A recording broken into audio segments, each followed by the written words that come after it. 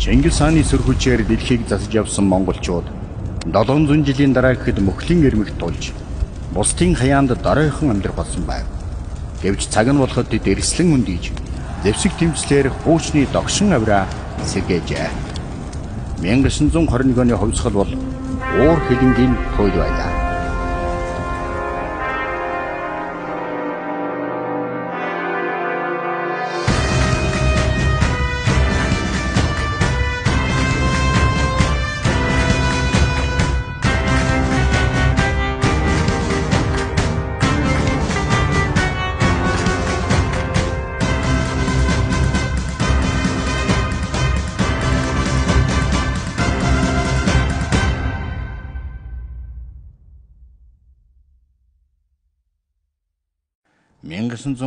оны нам зүүн хязгаарын тулаанд Монголын дипломат сүмүнгийн салаа дайсны бүсэлтэнд орсон явдлаас энэ түүхийг эхлүүлье.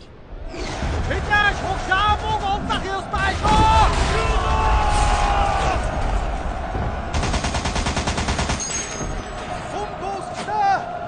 Хундуусчаа. Ай, сига тусна. Сүгөө. Одоо яах вэ? Бид бүсэлтийг сэлсэн. Дипломатуудаа алдвал ядагцнаас өөрсгүй. Миний хойноос! Хараад!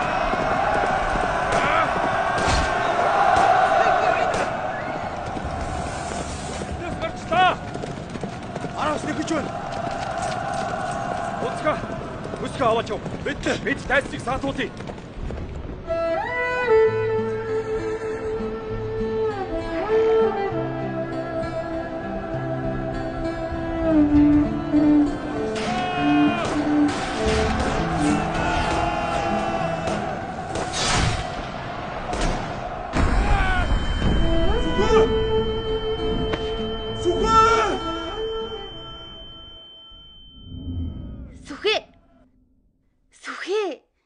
Яслаас хоцорхон байна штэ. 1911 оны 12 сарын 29 морин цаг их хүрээ. Богд гэгэнийг хаан ширээнд залж Монгол хүмүүрийг баярлуулсан их ёслол боллоо. Манж улс доройтож түүний харьяанд явсан монголчууд ийхүү тусгаар тогтнолоо зарлав. Манж нар эзний ёсоор тэтгэж чадхаа болвол монголчууд салж тусгаарлахаар харилцсан тангарахтай байжээ. Халахын үед хэдэн жил нууцлан бэлтгэсээр хаант Оросоос зэр зэвсэг мөнгө санхүүгийн дэмжлэг авч төр засгийн газар байгуулад олон мянган зэрэг цуглуулж зэвсэг тэмцэлд бэлэн боллоо. Хятадын зүгээс сэргэлэн халдваас хамгаалан тулалтгаар тооцжээ. Халахад Чингисийн алтан ургийн 4 хан мөн богд гэгээн тэргүүлж байв. Язгууртнууд богд гэгээний үлэмж нөлөөг бодолцож хэлэлцсээр улсын хан болохоор шийджээ. Өөрийн эрхийг хойш тавьж миний бие хаан сойронд хүчилсэнгүй.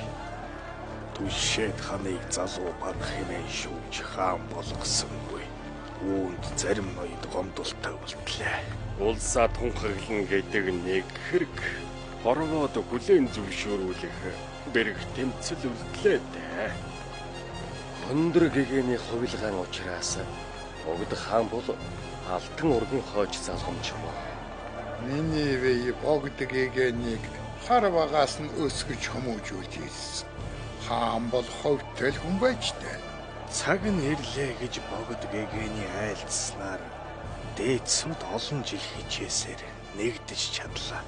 4 хан нэгдсэн цагт Монгол мандна гэдэг үгүй. Одоо гаднаас дайрах нь гарцаагүй. Бид харин нэгдмэл байдлаа хамгаалж чадах болов. Ард түмнийхээ ингэж хөөрөн баясч байхыг энэ насанд харсангүй шүү. Ямар сайхан юм бэ? Улс маань ингээд мандлаа. Яслалч гой зүйд ихтэй юм аа. Улс мандлаа гэд харц бидэнд юуны хамаат. Цөг юм.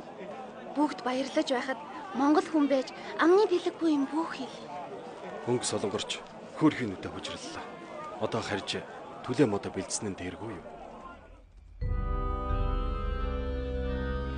Бээжин хот 1911 оны 12 сарын 30 их хүрээнд тусгаар тогтнолоо тэмдэглэж хөл болсны маргааш хороо Аран Монгол сайдаар сууж байгаад хөөгдөж очсон Сандо амбан нэгэн нууцлаг хятад ноёнтой зорж уулзлаа. Ар Монгол үмэн давтлаа. Орсуудаар халахвчлан арай хийж ам гарч ирлээ. Хариуд сан умурд муж чинь тусхаарсан цахилгаа мэдээ. Сая тантай зэрэгцээд ирлээ. Тэнд сайд би нэгчд бүтнээр дохонсонгүй. Гарахад цөөхүүлэхэр нэгдвэл тун аюултай цөөврүүд. Танай манжнаар тэдэнтэй найзархаж ирсний горон л тэр дэм. Харин манай хэдтүүд толгойг нь илэхгүй. Монголчуудыг дотроос нь хагалж гаднаас нь цэрэгэл. Энэ үеэр их хүрээнд Монгол ноёдон арилж байв. Богд хааны ордонд улсаа сэргээн тунхсан дээс язгууртнууд хүндэтгэлийн зоог барьжээ. Ноёд баяр хөөрөө инхүү хуваалцлаа. Намайг хаан болоход нас балчирдна гэлөө. Монголын төлөө юунд ч сэтгэл зүрх минь балчирдахгүй. Өөрийгөө Монголын хаан болох учиртай хэмээн Дүшээдхан Дашнамын үг хайсан нь оргүй зүйл биш байв. Хизээ нэгэн цагт монголчууд хаантай болвол юуны өмнө түүнийг өргөмжлөх нь зүүн хэрэг байсан юм. Тайвшир хүүхэ. Хаан суурьнд суусангүй гэж гомдлох цаг биш. Зүгээр. Түшээдханч үнэн чанараа илчилж байна да. Уг нь би төвд хүнийг Монголын хаан өргөхөн зохисгүй гэж хэдэнтэй хэлсэн. Нэгэн шийдсэний хойноос ийм авир зохисгүй. Төрийг алтан ургийн ноён захирч ирснээс бус лам хүн толгойлсон удаагүй шүү. Лам нарыг яахаараа буруутгадаг вүлээ? Ховрог бид богдоо дагаж нэг санаатай. Харин ноёд та нар би гэсэн тусдаа бодолтой. Мордхи хазгааг ихчээр лам та нар хожим нь ухаарнаа гайгүй. Чуулганы шийдвэртэй арсалдаж алдас хийлээдэ чи. Авир мотод төрийн сэнти ахтан шуурга тэгдэлээдэ чи. Даалам тэрэн чимэд. Тэрээр эрх чөлөөний хувьсгалын гол удирдагчдын дотор метршгүй бухаалаг нэгэн байлаа. Ноёдын энэ хэрүүлч яам. Зэрэг дадлахаа улам яарвчлахгүй болох юм байлаа. Жинван ханд дорж эрх чөлөөний хувьсгалын гол удирдагчдын нэг. Улс тусгаарлаа гэд хөрцөглөх юм биш гэдгийг бүр мэдээд байсан юм аа. Хоморгонд нь харц бэдэл зовно. Тэр цэрэг татлахад ч очихгүй. Та чинь оргуул босоод болох гээ юу? Цэрэг татлаг уламж ширвслээ. Шоронд орхон дутчихлээ. Орсон ч яадаг юм. Ер нь ууланд гарч сайн эр болоод явсан ч яах вэ? Таныг ийм тэрслүү юм ярихын чинээ сансангүй. Би бичиг номын хүн болгосон гэж бодох юм. Цэрэгт цал урсгаж түлээ бэлдснээс л дээр байх. Сайн байх юм бол цалин хүнлүү өгч зэрэг дэв олгодог гинлээ. Өхөө за. Чи бүр ятгаад хөөж явуулах юм шив. Харин ч дондуу ламтан таныг үзүүлсэн. Цэрэгт мордох юм бол сайн гэж байна лээ. Та ч ямар миний үгэнд орох штэ. Тэр уул руугаа явахгүй юу та? За янчмаа. Үсэд байгаа тэр цэрэгт чинь би явнаа. Харин одоо амарцгаая. Чамаасаа холдно гэхээс л хамаг сэтгэл өвдөх юм.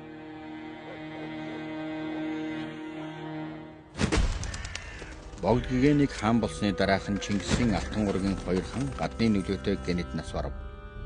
Хаан суурьнд нэр дэвшсэн ноёдын хүү хэрвэтүүлгээр цуурч өгсөн нь нийгэмд цуурхал айц төгшөөр нэмлээ. Залуу Дүшээдхан Дашнам дөнгөж 26 наснда гэнэт таалалт өгсөв. Засагтхан Соном 10 тэр хавар зуурдаар 45 тайда нас барлаа. Тусгаар тогтнолыг эсэргүүцэгч гадна дотны харгисууд нууц аллага үйлдэж хагалан бодрох болсны эхний золиос нь тэд байв. 2 сарын дараа засгийн газарт нэгэн ширэн хуралдаан боллоо. Сэтсэн хан ойрдоо хуралд ирсэнгүй. Тэр удаа ингэж төрийн хэргийг хоош татах гэсэн юм. Одоо хангалттай босов. Хан нарын хойдын гашуудал дуусаагүйгээ элч дахин ирж хэлсэн. Ноёдын зуурдын үхэл Сэцэн ханд ихээхэн хүнд тусчээ. Галахын 4 ханаас сайн ноён намрын зүрэнд хан цолгогч Монгол улсын анхны ерөнхий сайд болгожээ. Улс гүрэн төвхнүүлэх гэж явхад зовлон шалтгаар төрөө барьсаар л байх уу? Ноёд та нар элдэв зовлонд халирч гомдлож явдаг хязээ болох вэ?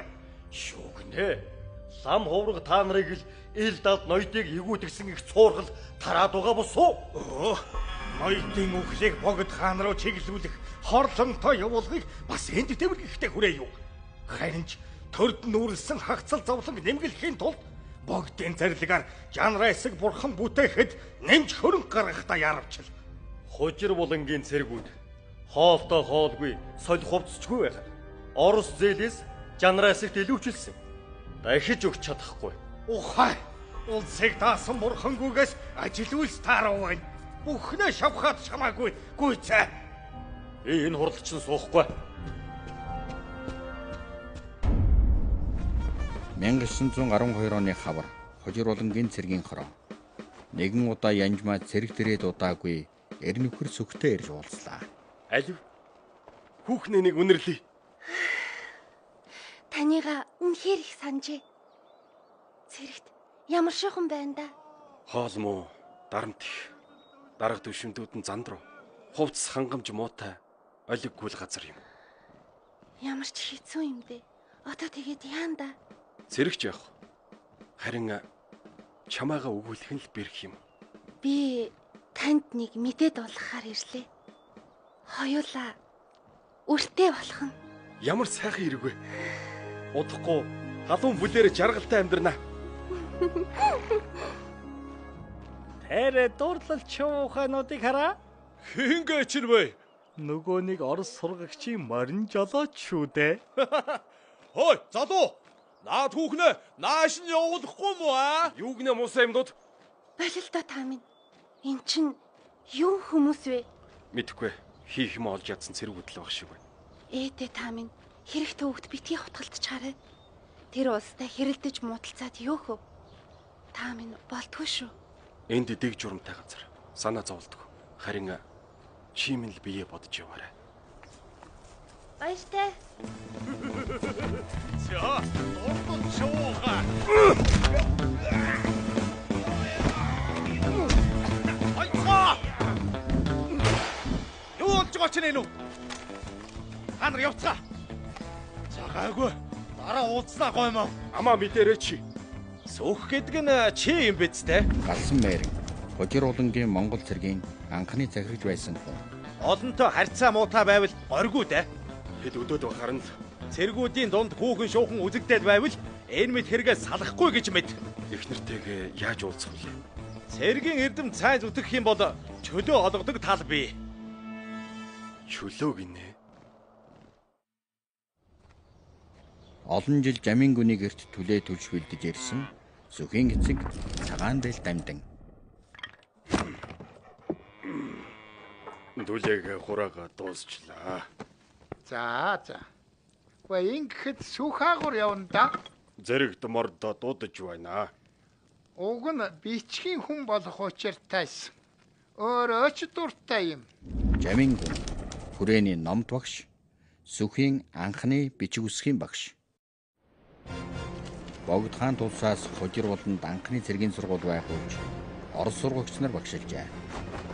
Европ цэргийн урлагт Монгол цэрэг суралцах эхлэлийн байлаа. Аан Торсын эрхэм генерал Аврианов Монгол цэргүүдийн байлдааны бэлтгэлийг үнэлэхээр ирээд байна. Хаан Орос улсын генерал Аврианов өөрийн биеэр ирж хоёр орны гэрээгээр явуулж буй сургалтын явцдаа танилцлаа. Уг цэрэг эдэн байдалд Цэргийн эрдмийн шалгалт эхлэхэд 200 гаруй цэрэг оролцлоо. эмцэн гэхсдийг эдэгдэж байна.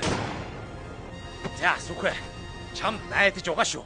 Хэрвээ төрүүлэх юм бол цэргийн хороонд цууц гаргаж өгөр. Гэр бүлээ авчирч амьдраарай. Мэдлээ захирагч. Цэргийн хамтарсан шалгалтыг буудлага, молон мор, самбуу, урал сувч тасалбуудаар авч олон арван цэргүүд оролцов. Монгол цэрэг явгал болдог биш. Шал тэмээг үлгэж байгаа юм. Цэрэг богорчээ. Босгоо ахад гүйчих шүү. Өөдгөө амтэг. Энэ тэмцээнд баг дарга сүх тэргүүж олонний багтыг төрүүлв. Чи шавхарлаа. Цэргийн хороонд цууцтай боллоо сүхэ. Яг л амин гэж талархлаа захирагч. Хожир булангийн цэргийн хороонд албаахта сүх удаадра богд хааны зарилгаар шагнагдаж байв. Баяр хүрэг. Гэлээ. Янжмаа минь магна хагартал баярлан да.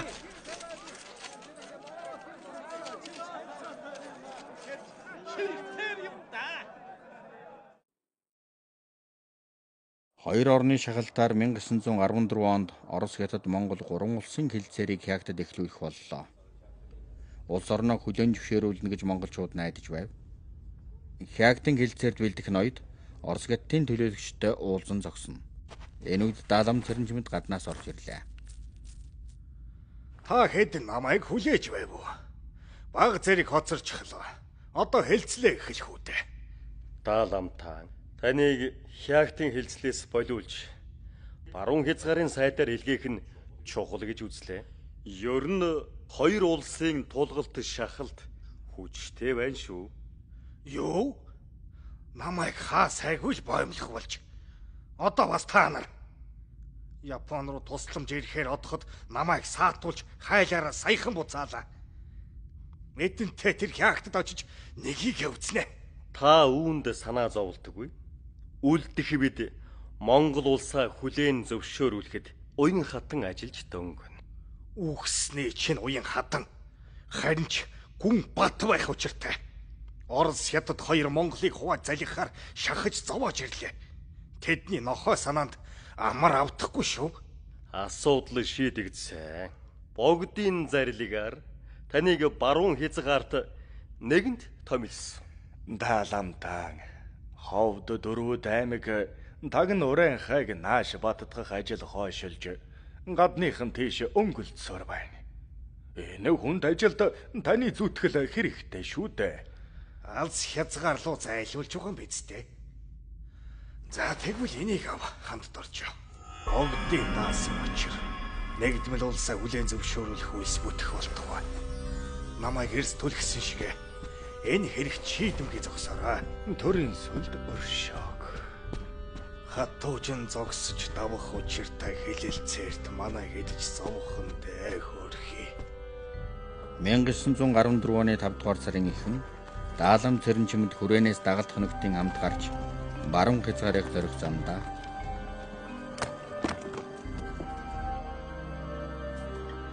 Ал саяны ихэд төрсөн нутагт минь тэрэгний мөр мултарч унлаа. Сайны ёрч биштэй. Засал хийгээд хөдлөе доо. Дааламт нь та тавтай амирал. За, Шин сайд танд сархад бэрээ. олонний газар гэсэндээ олон янзын сархадтай юм а да. Даалам дагалдагчдын хамт олон хоног явсаар Уляастай хотод хүрч олон талын албаны хүмүүстэй уулзан ярилцаад цааш алс хязгаар тийш аяллаа үргэлжлүүлэх ёстой байлаа. Айлчилж зоогулсан айрган сайханч. Лагшин бархан харам. Шин сайд Даалам Цэрэнчмэд баруун хязгаарыг дохиулахаар очих замдаа нас оржээ. Энтэй зогс. Тэрээр Хятадын гэрээгээр Монголыг зөвшөөрүүлэхийг маш их хүсэж байна.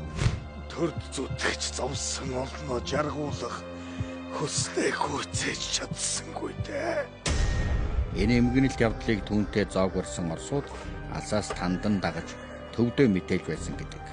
Дааламыг нас барах үеэр эхэлсэн 3 улсын хэлцээр эцэстээ Монгол улсын тусгаар тогтнолыг унгасан гүнэлт явдлаар өндөрлжээ. Хоёр хурц шахад тулгасаар Монголыг хувааж Монголыг автономи төдий хагас зэрэгтэй үлдээх болов.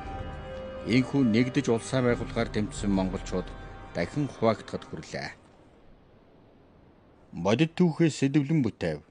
Зарим үйл явдлыг уран сагны аргаар зохиомжлон найруулсан болно.